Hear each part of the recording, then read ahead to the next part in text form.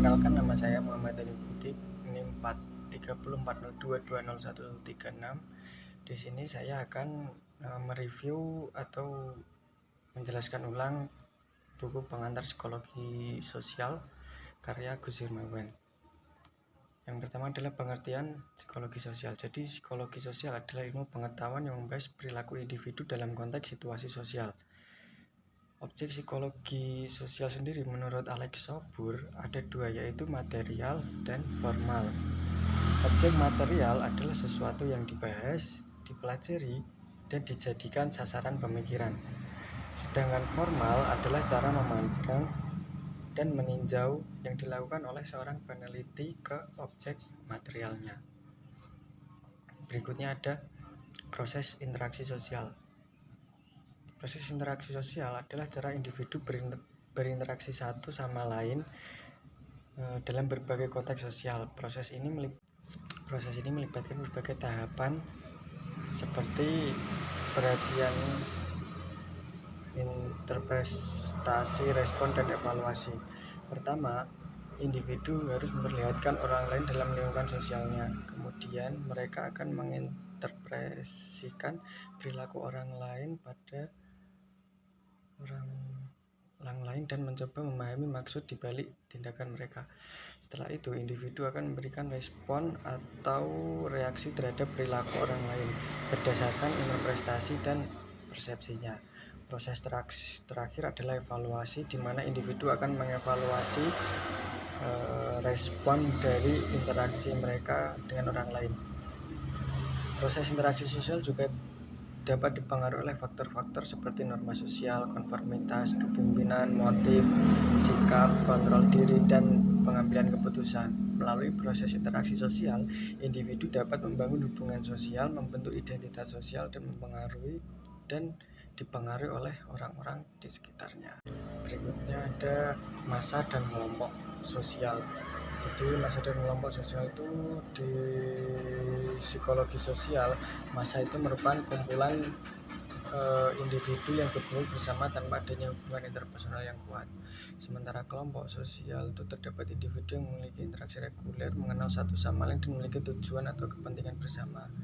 Massa itu cenderung memiliki karakteristik seperti kehilangan identitas individu, kecenderungan untuk mengikuti massa, terus tanpa berpikir dan mudah dipengaruhi oleh emosi kelompok. Contohnya adalah kerumunan di tempat umum atau demo massa.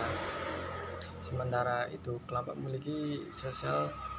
kelompok sosial memiliki struktur yang terorganisir dengan norma-norma sosial yang diikuti, peran-peran dijalankan, dan adanya hubungan antara anggotanya. Kelompok sosial dapat mempengaruhi persepsi, sikap, dan perilaku individu dalam kelompok tersebut. Contohnya adalah keluarga, teman sebaya, atau organisasi sosial. Perilaku antar kelompok atau intergroup behavior menunjukkan pada cara individu dari satu kelompok berinteraksi dengan individu dari kelompok lain. Perilaku antar kelompok seringkali melibatkan persepsi, sikap, dan perilaku yang ditunjukkan kepada kelompok lain berdasarkan identitas kelompok atau perbedaan yang ada.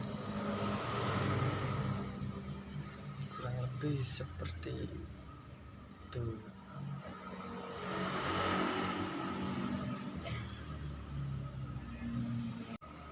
Di berikutnya ada norma sosial dan konformitas. Norma sosial adalah aturan atau standar perilaku yang diakui oleh anggota satu kelompok atau masyarakat sosial, dapat bersifat tertulis atau tidak tertulis, dan berperan sebagai pedoman bagi individu dalam berinteraksi dengan orang lain. Jadi sedangkan konformitas adalah kecenderungan individu untuk menyesuaikan perilaku atau pandangan mereka dengan norma-norma sosial yang ada.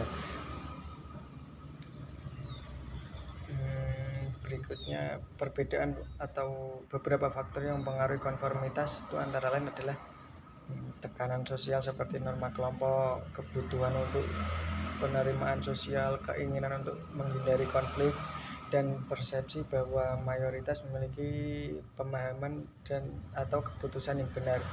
Konformitas itu dapat memiliki dampak positif maupun negatif. Di satu sisi, konformitas itu memperkuat solidaritas dan kohesi interaksi sosial dalam kelompok serta memfasilitasi koordinasi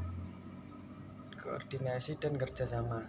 Namun di sisi lain, konformitas juga menghasilkan perilaku yang tidak kritis dan terlalu patuh, seperti memunculkan prasangka dari diskriminasi terhadap kelompok-kelompok minoritas.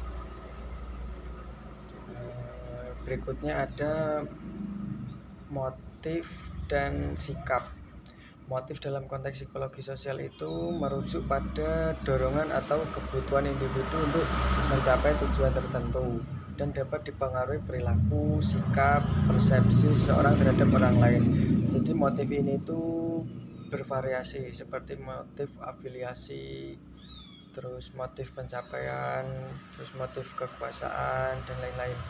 Sedangkan sikap dalam psikologi sosial adalah evaluasi positif atau negatif terhadap suatu objek, entah itu orang, gagasan, atau situasi. Sikap itu dipengaruhi oleh berbagai faktor, termasuk pengalaman pribadi, norma sosial, atau motif individu.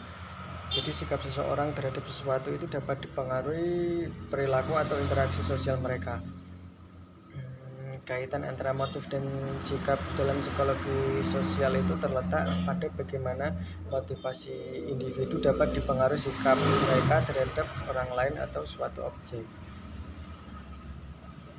Jadi pemahaman tentang motif dan sikap dalam psikologi sosial ini itu penting dalam analis perilaku dan interaksi sosial, dengan memahami motif dan sikap individu.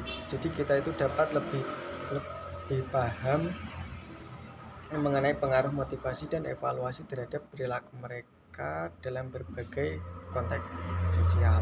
Buku ini itu pengantar psikologi sosial adalah cabang ilmu psikologi yang mempelajari interaksi sosial antara individu dalam berbagai konteks, seperti dalam massa dan kelompok sosial. Proses interaksi sosial ini melibatkan perilaku antar kelompok,